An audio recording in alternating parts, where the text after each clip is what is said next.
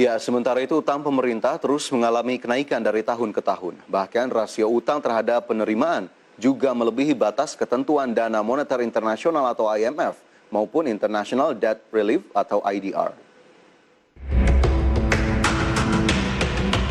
Pemerintah melalui Menteri Perencanaan Pembangunan Nasional atau Bappenas mengakui bahwa rasio utang terhadap penerimaan kini telah melebihi batas ketentuan Dana Moneter Internasional atau IMF.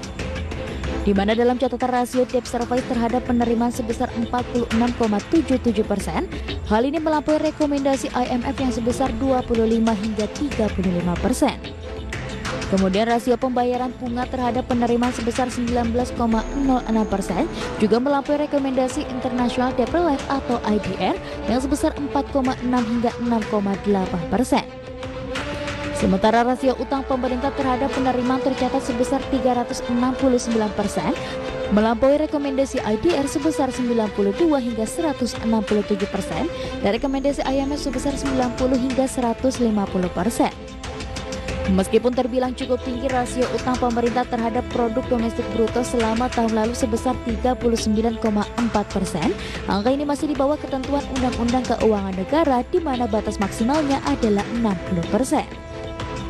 Penambahan total utang pemerintah baik itu utang dalam negeri maupun utang yang ditarik dari luar negeri selalu menjadi polemik.